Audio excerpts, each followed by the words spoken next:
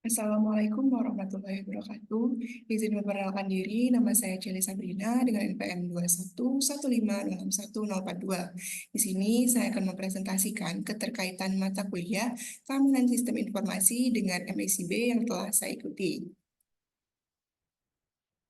Baiklah, langsung saja di sini terdapat overview atau poin pembahasan. Yang pertama itu ada gambaran umum, yang kedua kompetensi yang dikembangkan, yang ketiga dokumentasi dari kegiatan, dan yang keempat adalah poin utama itu mengenai keterkaitan. Baiklah, di sini untuk gambaran umum, saya melakukan MSIB di Bangkit Academy merupakan program kesiapan karir yang didukung oleh Google, GoTo, dan Traveloka yang tergabung dalam program studi independen bersertifikat atau SIB di bawah naungan Kampus Merdeka.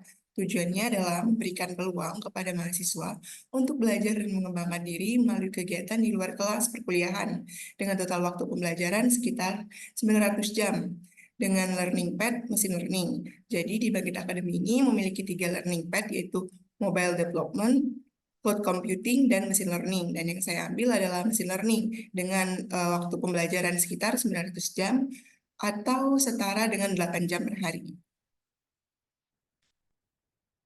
Selanjutnya di sini terdapat kompetensi yang dikembangkan. Yang pertama itu ada hard skill. Hard skill ini berbentuk materi pembelajaran dan online meeting. Yang kedua ada soft skill, sama seperti hard skill. Soft skill ini berbentuk materi pembelajaran dan online meeting. Yang ketiga ada English. Ini berupa materi pembelajaran, post test, dan online meeting. Untuk di Bangkit Akademi sendiri, semua kegiatan itu menggunakan bahasa Inggris, baik dalam chat grup ataupun pertemuan sehari-hari. Jadi mostly menggunakan bahasa Inggris.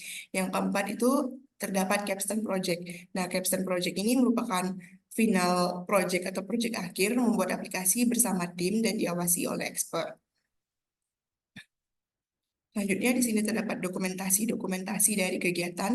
Yang pertama itu ada weekly consultation. Weekly consultation ini adalah pertemuan online meeting selama 1 minggu sekali yang diawasi atau dipandu oleh mentor. Jadi di sini kita akan melaporkan bagaimana progres kita, kendala kita, dan apa pencapaian kita yang telah didapatkan di Bangkit Academy. Selanjutnya di sini terdapat learning platform Coursera dan Coding. Ini akan diakses secara asinkronus.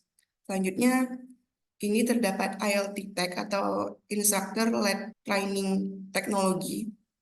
Ini merupakan online meeting yang dilakukan ketika materi dari Coursera dan Decoding ini telah mencapai sebab tertentu. Jadi akan diuji di ILT Tech. Selanjutnya di sini terdapat materi soft skill. Materi soft skill ini diberikan 1 minggu sebelum diadakannya ILT soft skill. Di sini terdapat ILT English. Nah, ILT English ini dilakukan guna memperkuat pemahaman bahasa Inggris yang mana untuk instrukturnya sendiri berasal dari native speaker atau orang luar negerinya langsung. Kemudian terdapat study group. Study group ini berupa rombongan belajar yang terbagi menjadi 6 mahasiswa per kelas, yang mana ini akan membahas mengenai materi-materi apa saja yang sulit untuk dipahami. Dan untuk rombongan belajar study group ini sendiri dilakukan sebanyak 3 kali seminggu, di jam 8 sampai jam 11 malam. Selanjutnya terdapat capstone project, yaitu final project atau project akhir itu sendiri. Yang terakhir terdapat presentasi dari capstone project. Baik, di sini untuk poin utamanya itu mengenai keterkaitan studi independen dengan mata kuliah keamanan sistem informasi. Nah, di sini yang pertama terdapat materi TensorFlow, Data, and Deployment.